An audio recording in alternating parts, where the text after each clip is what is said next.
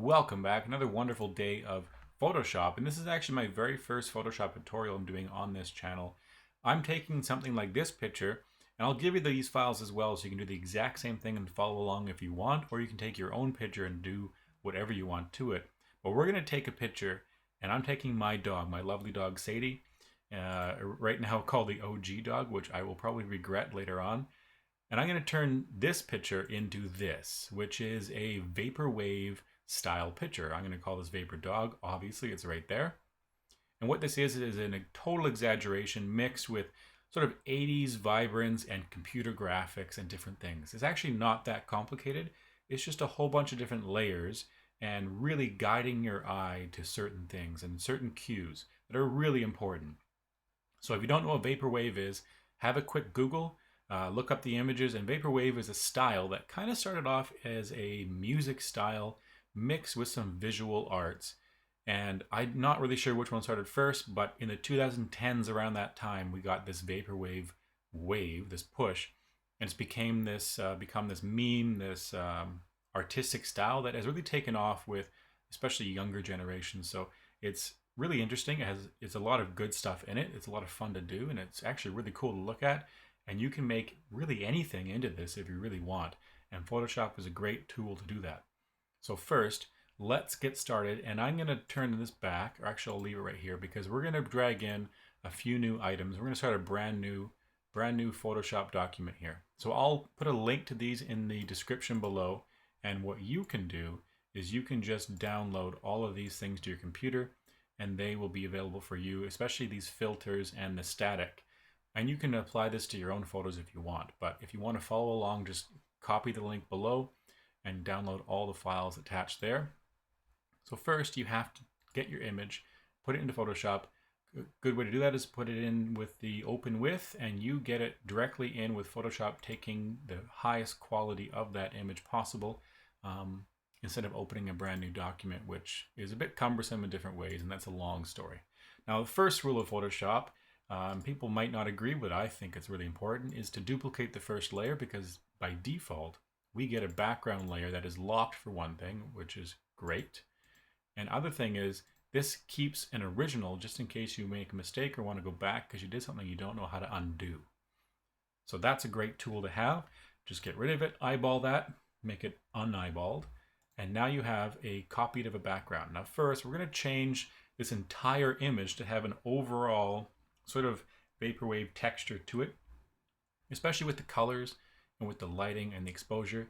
Vaporwave is obviously very, very bright. It's very purple. The greens, in this one, I brought the greens out a lot because there's grass and there's these little clovers in the ball here. And I matched that with the text. You can take this anywhere you want, but these steps might help you get there in various ways. The first thing I want to do is really liven up the image with the levels. And the levels is an important tool that, wrong one, my fault. Get rid of levels, delete, with the curves. My mind is going somewhere else right now. So with the curves, now the curves is a great tool where this is basically darks down here to very, very lights up here and everything in between. What you do is you add little dots on this curve and you can drag it and it brings it up. So I'm going to brighten it up, and what this is going to do is give the colors a bit more vibrance just as I start out instead of having to put it up later on, which can cause issues. Now I want the darks to be a tiny bit darker, my midtones a little bit on the level right on the medium there, and the whites and the very bright lights just a little bit higher than normal, not too much. You can mess around with this stuff if you want, but I wouldn't right now. You don't really need to. The next step we're going to do is we are going to add some color balance. And the color balance is going to adjust the three things we just mentioned with the curves, with the highs, the mediums, and the lows, called shadows, midtones, and highlights. And right here, we're going to push a lot of things into the purple and bluish ranges, or the cyan ranges. I don't know why people call it cayenne. I've heard that before.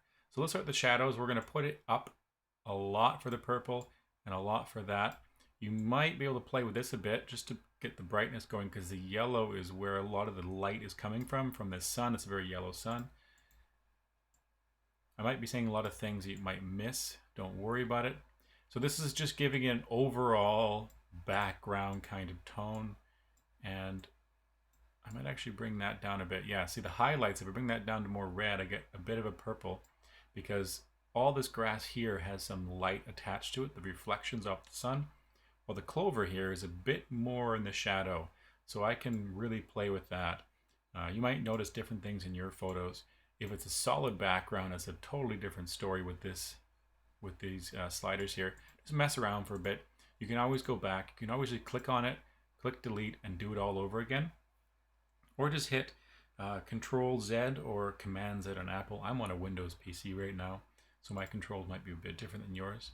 So the next part we're going to do is we're going to add a photo filter, and this is going to add a layer on top of the entire photo. It's not going to really adjust certain parts like shadows, midtones, and highlights. It's going to adjust the actual entire photo. I'm going to put a cyan filter on it. I'm going to put that density up. You can see that everything kind of gets dimmed down a bit, just a bit with cyan, and you might want to apply this down below with just directly onto it later on when we have multiple layers, which is this tool here. And I'll actually come back to that in a bit. And let's add one more photo filter. And I might even come back and change this because I kind of forget what I did before. What am I looking for? Violet? There we go. Yeah, more violet. You want lots of purple. Now you're probably thinking this does not look very much like this. Not as much, no. But it will. It will. So right now I'm going to take all these layers. I'm going to merge these layers. So I'm taking these filters, not the actual background. I'm going to merge them into one. And that totally ruined it. Go to the background. Let's do this then. Merge it into one photo. And I still have the original there. I'm going to add another thing. I'm going to add some, where am I going? Hue and saturation. So now I get to actually pop certain things. So let's take the, I think it was the yellows I first did. And if I increase that, it didn't happen. Maybe it was the cyans. Oh yeah, you see down here you're getting a bit of hard. This is a Lightroom thing where it looks like the shadows are being way too dark. Okay, you know what? Let's put this to 0. Let's go to the master. And let's just turn up the vibrance here. That's better. I'm going to go over to, there it is. Yeah, stick on the master. This might be a bit different than the other photo I showed you. I'm going to turn this up to that. A little bit of a 30% plus saturation, a little bit more on the blue side, which I guess mixed with the already merged layers, we get more of that purple. A little bit less saturation because why is she my dog? I'm getting this lovely stuff here. It's always a work in progress, especially if you're dealing with all these little dials and these numbers. So mess around with this. I might even come back and get rid of this in a bit. So let's turn that off and try something else just in case. Color balance, maybe. What do I want? I want more. Where are the midtones? Let's go to highlights or shadows and go more green.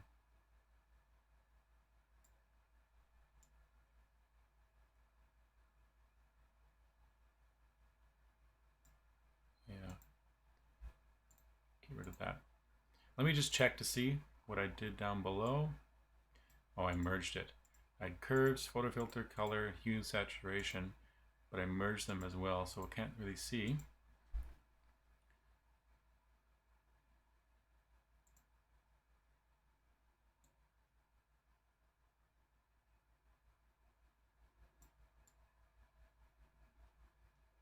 It's too much red, a little bit less red, a little bit more green.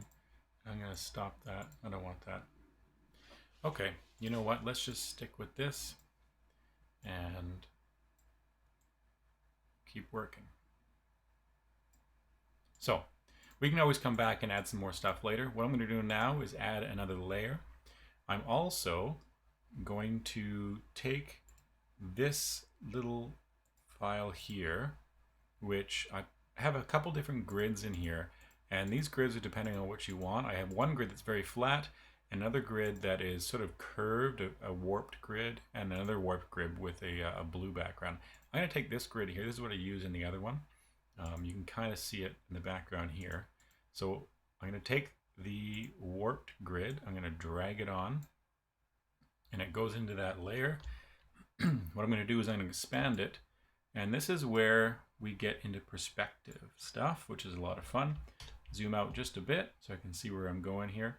So what I want is for this grid to be exactly at the level of the horizon, because the sky does not attach to the grid. If you think of some kind of computer program, like an old Tron movie, the ground is separate from the sky, just like in real life, and the grid is going to be the actual ground here. This is a dotted grid. So I'm going to do that. Now, this grid doesn't go into the distance at as sharp of an angle. So what I'm going to do is I'm going to try and follow along this grass line here, this edge of this, whatever path this might be. And I'm going to warp this by going to, first I'm going to push enter just to bring it in. If you want to ever change stuff again, when you bring an image in and push enter, it finalizes it. You can't do anything until you do finalize it. Just push Command T or Control T on Mac, and you can go back and you can readjust it and do that kind of stuff. So go to Edit and then Transform. We're going to go to Warp. And Warp is a great thing that you can see where I'm kind of bending different parts. Another one you might want to try, if I cancel that out, if you find Warp a bit too confusing, is Distort. And Distort is an overall warpish. It's not the same, but for this case, it is very similar. So let's say I do that. I do Distort and I follow the grid and I try to, let's say I bring this over here and I try to just see where the ground is going. Bring this over here because all perspectives come from 2 points, especially on a 2D ground. So what I'm doing here is I am sort of lining it up. I might want to bring that one in just a bit. And let's say I like that the way it is. I can zoom in and I can make sure it's on the horizon. There's trees right there in the horizon. I push enter, push Command T. I'm going to bring this down just a bit. I'm going to bring it over. I'm going to bring this one over. And just to fill it out, so now if I bring my view in, it's okay if it's not perfect, staticky, it's fine. It's going to be so skewed and so melded with the background you can't even tell. So now I have this grid that is probably pretty close to being on par with the ground. I mean, this stuff over here, I guess you can really work with it later on if you want to be really perfect, but that's pretty good. Now here's a great little tool here, is right above when you click on a layer, you have this panel here. It's usually normal by default. If you go down, you have a whole bunch of different options. A couple ones to keep in mind are multiply, color burn, which we won't use today, screen, even lighten, and overlay, which I think we will use on the font, the letters. So I'm going to go to screen, and what it does is it matches the background and takes the, I think it takes the brighter points. And you can see it, if I zoom in even farther, it even sort of smooths it out a bit. If I go back and let's say multiply, it does kind of the opposite, where it takes the lighter parts and removes those. Those become transparent. If I go to lighten, lighten versus screen. Maybe lighten will work for me right now. Lighten works great. I'll show you what color burn does. Color burn takes the colors and pushes them through, and the blacks become that. You have linear burn. You have all these different options. You can mess around. If you want to look it up, you can look on the overlay. Might be good for a different scenario, but right now I want to see the grass and stuff. So let's go back to lighten. Then I'm just going to bring this down just a bit, just to even the white dots. I don't want them to be totally This is supposed to be a grid that is part of the ground and not on top of the ground. So I want the white dots to actually be inside that. That looks pretty good. Now an important part is the grid goes through my dog. So here's a little fun part. You go to your grid layer where that thing is. You can check by just hitting the eyeballs. Go over here and you go to, where is it? Stamp? No. Here we go, the eraser tool. Eraser. You can change the size of the eraser up here if you want it to be different sizes. And you can change the opacity, meaning how much it erases. It erases 50% each time you click and hold, or erases 100% and everything in between. You just worry about that right now, and that's just fine. Right now it doesn't do anything because this is a smart object, so you're going to have to, once you think you're pretty good with what this grid looks like, you go over here to rasterize, and rasterize will make it into an image as part of the actual background, and now it can erase it. If I go back again, smart object, my mouse, my eraser tool is now this crossed out circle, rasterize, and it's there. If I just click on that, erases the grid, doesn't erase my dog. Click on the dog layer, erases my dog. So make sure you're on the proper layer and you can get it going. Now if I just do the general gist of it, pretty close. I'm holding down the mouse button right now. You can even just click, but realize every single time you click, it's a different move backwards. If you have to go back and undo the eraser, every click is a new undo. So now I want to go to the legs. I need a bit of a smaller eraser, so go up here to the drop down menu, go to size. This is the tool for all sizes, for all the different brushes and different tools down here. Most of the things down here use this size change. You just go in, if you even zoom in, so I push Windows as Command or Control plus minus to go zoom in and out. On Mac, I'm pretty sure it is Command plus minus. I don't need it to be perfect because this image will not be super high res. You can see up close it's even a little bit fuzzy. But the good news is doing this kind of filter with the Vapour Wave is going to get rid of that fuzziness. People will not even notice that the photo is not a perfect little detailed photo. I'm sort of talking through my actions right now. Okay. I think I'm pretty close, and if you want to know how I'm getting around, right, the mouse wheel going up and down goes like that. You can hold down, oh, not shift, hold down control, yeah, control, or I think it's command on Mac and the mouse wheel, and you can go left and right.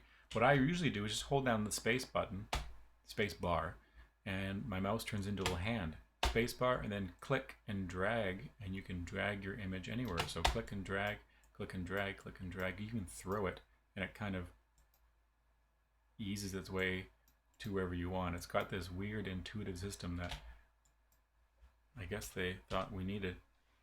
I'm used to it now, so I guess we do. So there we go. Now the other thing I'm going to be popping out here, which is not part of the ground, because imagine these leaves and stuff are part of the actual grid, is the ball. The ball is not part of the grid, and I'm going to get rid of this. Those leaves are there. I might just leave some of that. And there we go. Now, just while I'm down here, let's start cutting some stuff out because we're up close and personal. So click on the Photo 2 filter layer, which is the main dog part. And you can see where my eraser marks are. And what we're going to do is we are going to go to this tool here, which is fourth from the top on the left-hand side. And it is the quick selection tool. Now up on the top, you have the plus and minus. This one, don't worry about right now. It works pretty much the exact same, but just for your own mental clarity here. Plus means I'm adding a selection, and minus means I'm getting rid of a selection. So let's say I select the ball, and I go way too far out. So with the plus, as an example, I'm selecting the ball. Look how it does it automatically. Let me go back. Click once, and it clicks what it thinks is the general ball. I'm going to go around and get the ball. So it got too much where the leaves are in there. I want just this part down here as well. I don't want that little nub sticking up right there. Let me zoom in even more for you. So that little nub right there, I don't want that. And I don't want these leaves to be part of it. Go to the minus, go over the leaves. I'm just going to click once or twice on the areas that are sort of general where the leaves are. It's kind of fuzzy, that's fine. And what it's doing is Photoshop is learning where that selection is supposed to be. And it's kind of anticipating based on the difference in the pixels from light to dark, or from different color changes that are very drastic. They have a really good system of auto detection for selection. This is why Photoshop is an industry standard with a lot of things. I think it looks pretty good, minus this down here. Some of you might be screaming at me right now. You missed something. I always miss something. Everybody misses something. That's why I have you to leave me some weird comments. Here we go. So ball selected. So what I'm going to do is I'm going to hit Command C, or I can go Edit, Copy, or Control C on Windows, which I'm doing. I'm thinking in Mac. Command C, Control C. Go to a new layer down here. This button here, Create New Layer. And then I have this new layer 1. Hit Command V or Control V, and now the ball is on a new layer. And that's great because now I can add the ball later on. I'm going to name this ball just so I know what it is. Next, I'm going to go back and we're going to select the dog, or whatever you want to select, because we don't want this dog to, this is sort of the thing that pops out. So whatever your main focus of the image is, which is my dog, if you're going on the rule of 2/3, it's not the dog, it's actually the background. But either way, it will be the dog later on. As you can tell, the dog kind of pops out a bit for different reasons. And I'll show you that in a minute. So we're going to select my dog. Her name is Sadie. She's lovely. And she is pretty nice to most people. I think sometimes that she gets very, very shy and scared. She's a timid dog. You know what? If you know what a runt of the pack is, the runt is like the smallest dog that really doesn't fit in. She was the runt, and I got her because she was the runt. I think that's most of her. It doesn't have to be perfect on the edges here. You'll never ever get all the hairs of something. You just have to generalize it. You can always what's called feather it later on, where it eases the pixels between one selection and the outside selection once you copy and paste it, because you'll never get every single hair, every single little speck of something. Stuff will always look cut out the moment you cut it out. You just got to work around it, and there's tricks to do that. So I think that's pretty good. A little bit of background in there, that's fine for now. I'm not being perfect. You can be super perfect on your own. One part right there. Anyways, yeah, she's a timid dog, so she was picked on by her brothers and sisters. I'm just getting rid of the grass, and they basically ate all her food and bit her and stuff like this, so she wasn't treated very nicely by siblings, which happens when you have animals. Oh, wrong one. I want to add a bit of the foot. Just clicking and it's generalizing where I'm clicking. I'm also changing topics constantly in my head here. So I got her, and she actually was interesting. Her right ear, so the other ear than this one, was flipped backwards, and it wouldn't go forwards. It wouldn't sit proper. And her bottom lip is not fully formed. It looks like she has a little bit of an underbite or an overbite where the bottom teeth stick out, but she doesn't. It's just her lip doesn't come up all the way. But she's a lovely dog, and I'm happy I got her. Her name is Sadie. So that's her. I'm going to copy her. So Command C, Control C, or even just Edit. Copy is just fine. Go to a brand new layer, and then you hit Command Control V for Victor, and you copy a brand new dog. So now we have a dog and a ball on two separate layers. And we can just call this Sadie, or even just call it dog if you want. If you have something else, I'll call her Sadie. That's who she is. So there we are. We have a grid, and we have the color scheme kind of happening. We have the ball and my dog cut out, or whatever you want cut out. Next step is we're going to add the background, the static in the background. So what we're going to do is pull up that same thing. I'm going to pick static 1. Static 2 I use on the actual text. So I'm going to go static 1. What this does is it adds a bit of a confusion in the background, because if we have too much happening on below but not enough up top, it looks off. We need the whole photo to be even across the whole thing. And just a heads up, if for some reason you don't have anything that looks like mine up here, my toolbars, you can always find these tools that I click on and see the names here, layers, paragraph, character. Some people have tons. I don't really need them. I don't use them all, but it's always under the window here. The window gives you all the tools. If you don't have layers, layers is the most important one. You should always have layers. And I think you probably will like it if you have it attached to your main toolbar, even if it's at the bottom, just the fastest thing to choose, because you use this as one of the most common tool boxes or control boxes. This is tools over here. So window, layers is right there. You have other stuff too, especially for text. You have character and paragraph. It's not easily discernible what they are in the window. I think in Illustrator it is under text, and then it has a separate folder, which is easy to find. But here in Photoshop, it's separated by the actual names themselves: paragraph, paragraph styles, character, character styles, and I think there's one more. I forget what it is. Anyway, so we have our static on top. I dragged it in. I just rearranged it. If you want it to be really thick like this, that's fine. You can just put it like that. We're going to change it in a minute.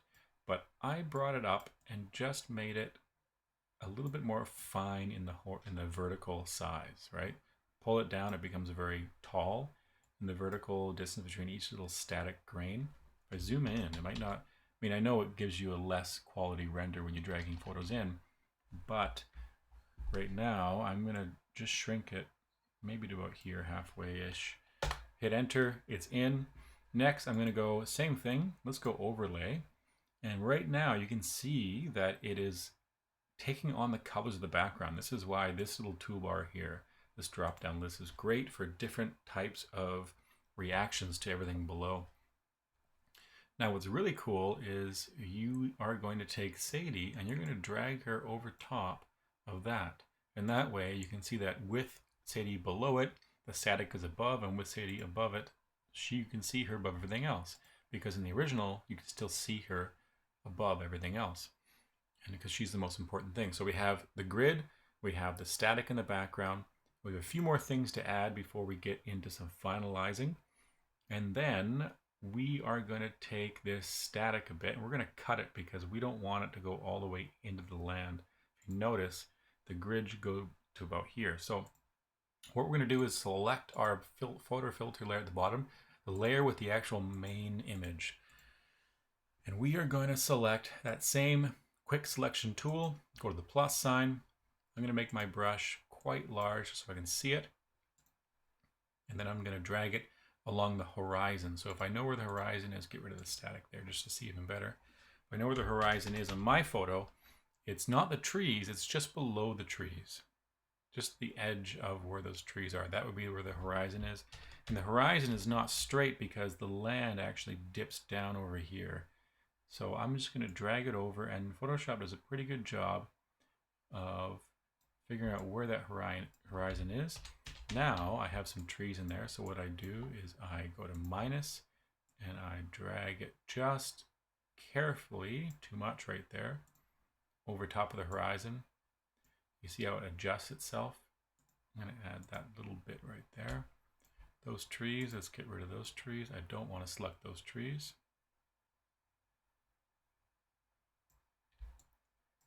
And then I don't want, well, it doesn't really matter about Sadie, but I want her to be about the same area. That's fine. Bring this down just to the edge because the static, now that I think about it, it actually might be behind the trees, but I'll just stick with what I'm doing right now. If you want to do it differently and put the trees involved with it, with the static, if the static, think about this, if the static is the sky, if it is the sky and it's a computerized static sky, then the trees would not be part of that, which makes a little bit more sense now that I actually think about it instead of rushing through this. So if you want to do that, go ahead. I'm going to stick with the trees just because I don't want to do this all again. It doesn't take very long, but I still don't want to do that. I'm going to add more down here. I'm going to add the rest of the photo down here because I want to make sure I cut it all out. So once you have your selection done, this is a great way to do stuff. We are going to do this another time with the text as well to make the text look like it's coming out of the ground. If you notice over here, the text kind of comes out of the ground. So with your horizon, maybe trees, maybe not selected, go to your static, select the layer with static, and the selection is still there. And you just either hit Command or Control X for cut, or you just hit delete, the delete or backspace button, and nothing happens. Because I have to rasterize, I think. There it is, rasterize. Now delete, and it gets rid of it. Again, if I go back, there's the static. My selection is ready to go. So I select the static layer, the part I want to get rid of, on the layer I want to get rid of, and I hit delete or Command X, Control X for cut, and it goes away.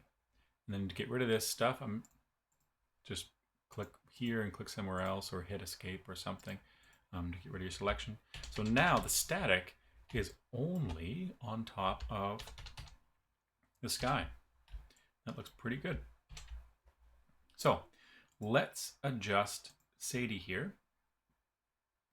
What we're going to do is we're going to bring her out a bit more. So we're going to go to levels. No, curves. Same mistake as before. Why do I think it's levels? Maybe it's levels in another program. We're going to go to curves and yeah, curves. I'm losing my mind.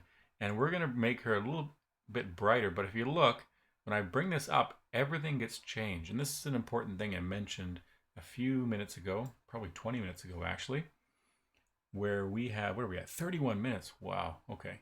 Where we have all these curves, and this little tool down here, what it does is right now this layer is this extra adjustment layer. And the adjustment attaches to everything in the entire list of layers. But what if I want it just on the layer below it, which is just the dog and not the background? Then I select this right here, which is this adjustment affects all layers below. Click to clip to a layer. So I click it, there's a little dash with the arrow here, and it changes to just my dog. So now I can change it, and I can make her super bright. Not that bright. Well, that looks pretty good. Nice little color difference. The blue and the reds and purples all mixed in there. Great. That's good. Now I'm also going to add a little bit more of a photo filter. Why? Because I want a little bit more of violet in her, and I add it. Same thing, click it. Density goes a bit, about 30%. Color. You can actually change this color if you want. You can click somewhere in the, let's say I want it the same color as the sun. I can do that, or the same color as that purple. That's fine. But either way, that's good. I'm going to speed this up a bit because this is taking a long time. So now she's popping out just a little bit more. And the same thing's going to happen with the ball. And the ball, we're going to add this. We're going to go to curves. We are going to click the only the ball layer, bring that out, bring the shadows down just a tiny bit, not too high, and that's fine. Actually, maybe a bit more. There we go. Now I'm going to add a photo filter. You can go to color or hue and saturation. Maybe we can try that just for fun. Go to the same thing, click on just the ball, go to way more green. There we go. Hue for the blue, super saturated. Not too, no, let's just go back to 0 for brightness. Don't change the lightness, you don't need to. It just adds a white layer on top for the most part. That's pretty good. So now if I zoom out, the ball pops out just enough there. My dog is pretty good. So next we are going to add multiple layers of my dog, of Sadie. So here's what you do. You take the layers you just added to her, the new filters, and you're going to right click on all, or click all of them down there, hold down shift. So click 1, 1, 1 doesn't work. Click 1, hold shift, click another, it selects multiple ones. If you want individual ones, I think it's control or command for individuals scattered around there, but shift makes a solid selection. Merge layers just like before. If you don't want to do that, if you don't want to lose this stuff, what you can do is click them all, go to duplicate layers. Yep. And then you just remove the bottom ones and merge these up here.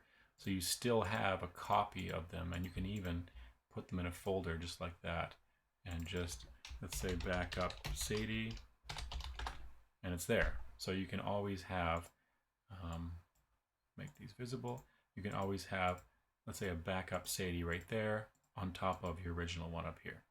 If that's what you want to do, if you don't want to lose those changes, those filters. So here we go. Let's make an extra copy. So we're going to do a little trick here, and this is a fun trick. Hold down the Alt, or I think it's Option on Mac. Hold that down. You click on the actual layer and drag it, and the blue line pops up, maybe a different color on your computer. And what it does is it copies that layer, duplicates it. And now I have more copies of Sadie. And I'm going to make one more copy, hold down Alt or Option and drag up. So now I have 3 copies. I'm going to go to the bottom layer. I'm going to hold down Shift and push the left arrow once, twice, 3 times, 4 times. If you hold down Shift, it adds more distance for every left and right or up and down click. If I just push left or right, it's very, very small. If I hold down Shift, it's much bigger. So now on the second layer there, just to go back here, I'm going to hold down Shift and push right twice. Actually, you know what? I'm going to go back to the first layer, bring it back 2 clicks with a Shift. And now what I have is I have one layer shifted 2 shift clicks to the left, and another layer shifted 2 shift clicks, not just regular clicks, to the right on the arrow keys. And now we are going to change these individual ones to different colors. Why? Because we're going to get this sort of VHS color distancing where one side becomes red and one side becomes blue. You can see that she kind of comes out here with the blue and a bit of the red over there. So here we go. We have a hue. I want just that layer. I'm going to change it to be more blue. There's the blue, go to the green, turn that up a whole bunch. Perfect. And then I'm going to merge. Left one, go here, hue. I'm going to click just the layer below it. I'm going to go all the way over until it turns red, which is right here in the dark blue zone. I should really figure out why it does certain things like this. I think it's a reaction. I'm not really sure. I wish I had a better explanation. I don't, honestly. If you have one, please let me know in the comments below why the blue turns it red. And for this reason is because there's purple in there, lots of cyan colors in there, and other things are missing. Who knows? I don't know. Hopefully you know and you can help me out. And then I'm going to add this and I'm going to merge it. So now I have this lovely, look at that, that looks really cool. Regular. And then I have the blue on the right and the red on the left. You want to switch it, go ahead. But it looks like the kind of old-fashioned 3D goggles, or you watch those 3D movies where one blue and red colors back and forth. Man, that brings me back, that's for sure. So that's really cool. Next thing I'm going to do is I'm going to take these layers and put the same thing as here. I'm going to duplicate them. I'm going to take these layers here, put them in a folder to save them, and just as another backup Sadie 2. Now, I don't really need it, but I'm doing this just as good practice because it's actually a really good technique to have. It helps you out. It could save your butt in the future. And you might thank me later on for getting these sort of techniques down, for saving you a lot of hassle when you make mistakes and have to go back. You just delete these if you don't like them, turn that on, and then do the same thing again, right? It works really well. Anyways, here we go. Backup Sadie 2, turn that off. Those are on, off. Okay, good. So here we go. I'm going to merge these into a single layer. Now here's where we get really fun. I like this one a lot, and you're going to love it too. Go to Filter. We haven't done this stuff yet. And if you ever want to use blurs, hint, Gaussian, And motion blur are your most common blurs you're going to be using if you ever use blurs. Gaussian is a general blur for everything. Motion blur, you need a direction attached to it, but it looks like stuff is moving in a certain direction. Anyways, right here, filter, liquify should be default. If it's not, please look it up. I don't know how to add it right now for Photoshop. You might need a newer version if you don't have one, if you don't have this at all. But liquify is a pretty amazing little filter that looks pretty new to me. I'm not sure. Shift Control X. I haven't used it for quite some time. But what it does is it takes whatever you're selected, which is my dog. If I go back just to cancel it, whatever layer you select or multiple you select is what gets changed. So go to filter again, liquify. And here's where it gets a little bit artistic. And I wonder if I can see where you are here. I want you to see everything because I'm only recording a part of my screen here. There we go. So liquify. Now my dog is here. Let's drag her to the middle. Let's zoom her in a bit. And you can see the different stuff. Now watch this. The default thing for liquify with the smudge or the warp tool is size. Pressure is at 100 I think. And density, I'm not sure. Anyways, size might be at 100 too. Is there a default option somewhere? Oh well. So watch this. I click and drag, and really it just drags stuff out. But what I'm going to be doing is making it look like there's some kind of interference on top of her. And I don't want it to be too strong, so I might go pressure to 75 or so. And let's say I drag from one side across to the other. So click and drag, and you get that. If you go in the middle, it kind of looks out of place. I think if you had the whole thing for this interference, and try to keep it as horizontal as possible, because if you think of interference on old TVs, it's always the horizontal, not the vertical, if you know what the outer limits is, an old show.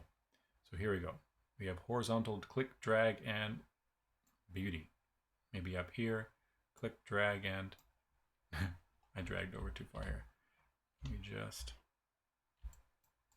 drag it over. Now I'm going to go the other way. I'm going to click, drag through here, through her bottom of the tongue. Oh no. Go back. I'm going to actually reduce the size just a bit. There we go. And maybe one up here. Maybe a little bit of a swoosh on the, no, it's too much. Size 6. That's way too small. Let's go 40 and click and drag beauty. Look at that. That looks good. Maybe a little bit of that there.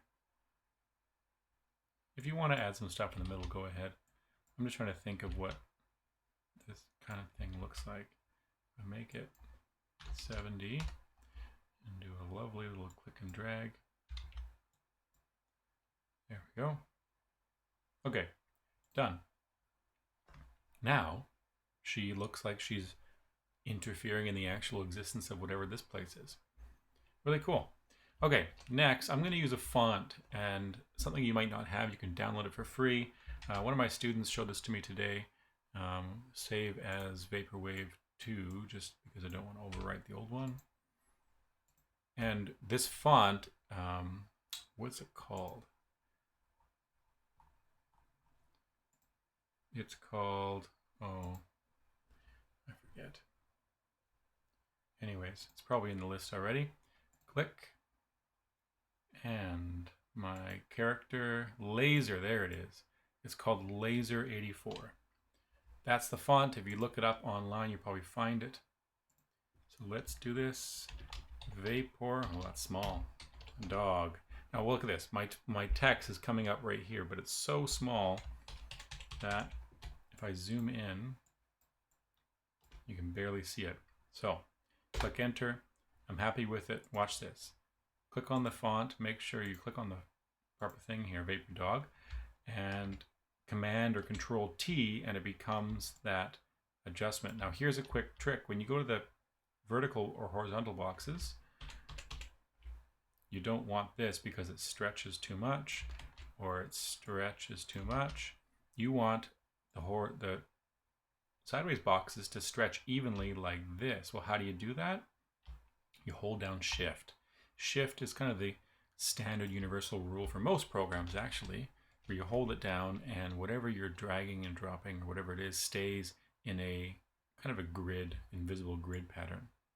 So let's make that a lot bigger. Vapour dog. Beauty. Okay, I'm gonna make it just a bit smaller because I would like to separate the D at a space between that. I'm gonna put it behind my dog, and that way I can actually see what is happening, because I'm gonna crop this other side over here with this tool here called the crop tool. If you click it, you can rearrange the whole photo and make it a lot smaller or bigger like that. And it looks great. Go back, escape. Okay, so Vapour dog. Now, here is where we get a little bit more fun. I'm going to take that text. I'm going to make this text,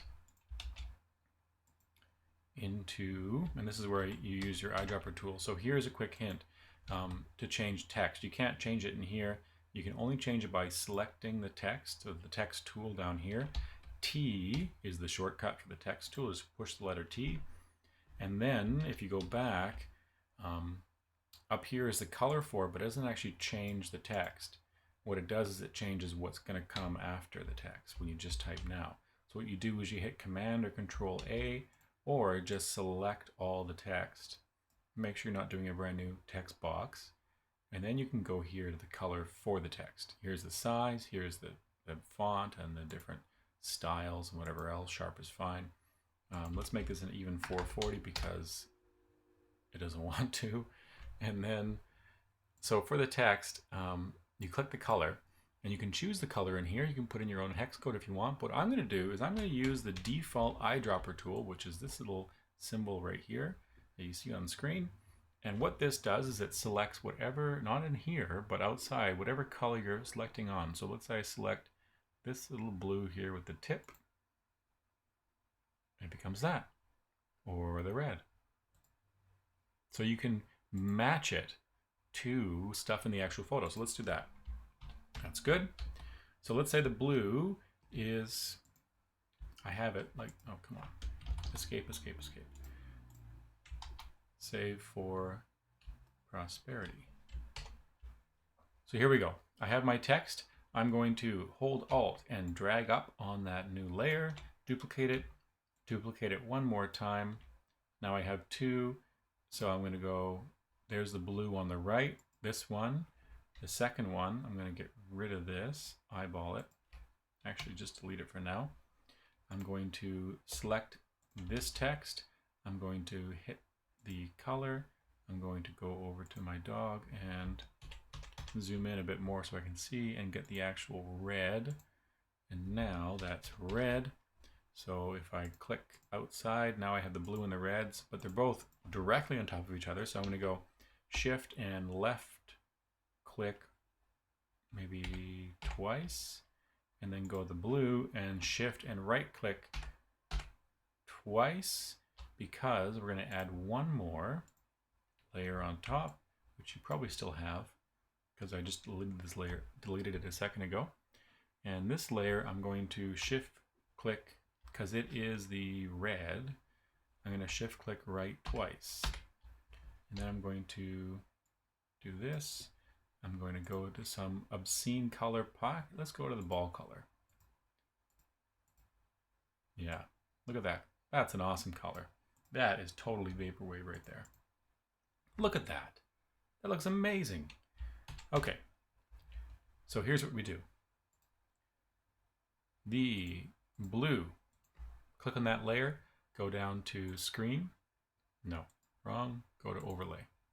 Wrong, go to multiply. Perfect, because then if you think about it, if it's some kind of interference in the actual video, you're gonna see it in the background as it stretches that thing on top of it.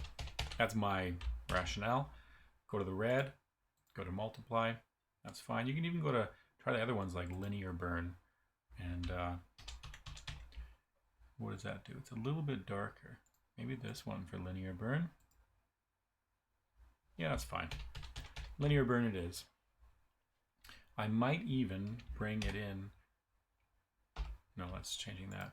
Here we go. So I might even bring it in just one click each.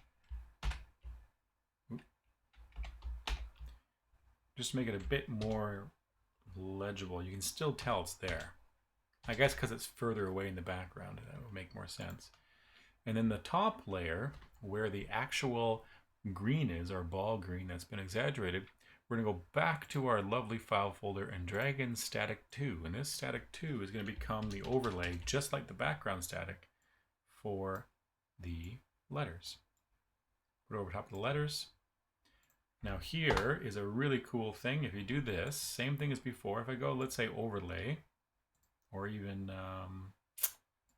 screen, or even multiply, or linear burn, color burn, lighten. Lighten might be it. I want to see that green. I don't want the blues. Color dodge is. Color dodge it is. Let's go with that. You can do whatever you want, honestly. It's your artistic direction here. So look at this. I don't want to cut it out. I don't want to highlight all this stuff and cut it out. Here's a really cool thing. Just like these hue and saturation and actual different layer masks, we're going to apply it just to the layer of the green.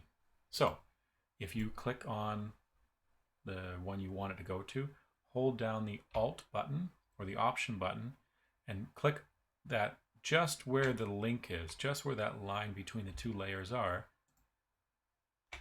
It makes it into a layer mask and it changes it to just that layer below it. So now,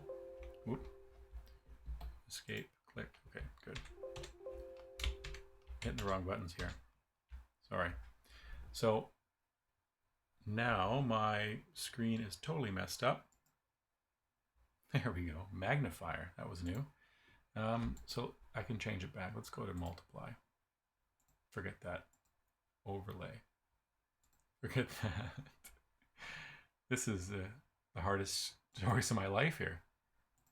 How about lighten? Forget it. Multiply it is right now. Okay. And if you don't want it to be as strong, you can go opacity, bring it down. That might be the one I want right there. And I'm set. So now I have Vapour. I have pretty much the same thing. So look at this image. Not the same. I did it slightly different with, you know, the swishes and the drag outs and the different shades and the colors. I think the green in the other one, the green for the grass is a lot different. What you could do is go back here to the bottom layer, add a brand new, let's say hue and saturation. And let's say we bring out the green a lot more. Ooh, look at that. Look at that. Now that is pretty cool. You can also cut out the sky and make the sky a different layer with a totally different hue and saturation and make that more purple. But I like this purple in the ground here. That's really cool. If I apply that just to that layer, get rid of it. So just as an example, right? You can do so many things with this lovely hue and saturation, or the photo filter, or the exposures, or the curves, not the levels. The levels is kind of similar, but different in other ways. So look at the original one. Oh, zoom out. That I showed you with the purple. This one, I think I cut the sky out, and I spent a bit more time on it, but that's basically what you're doing. You're just making things neon and adding these really grainy filters with these lovely grids, and the grid is very important. So last thing is to crop it. If you want to go to Lightroom and do that, that's fine, or you can crop it in here with this button right here called crop. And the crop, you bring it in, bring it down a bit, bring this up a bit, and now hit enter, and you have the brand new, nicely cropped Vapour Dog, or Vapour You, or Vapour Mom or Dad, or Vapour whatever you want, because the Vapour Wave style is what we just did. So there you go. Vapour Wave made real in Photoshop in just under an hour. Let me not crop that again. So thank you very much for watching.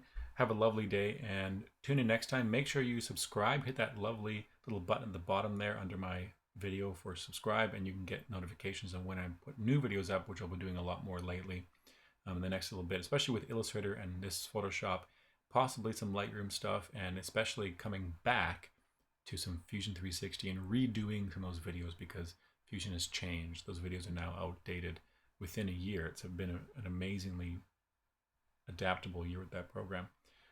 Thanks for watching, and I will see you next time.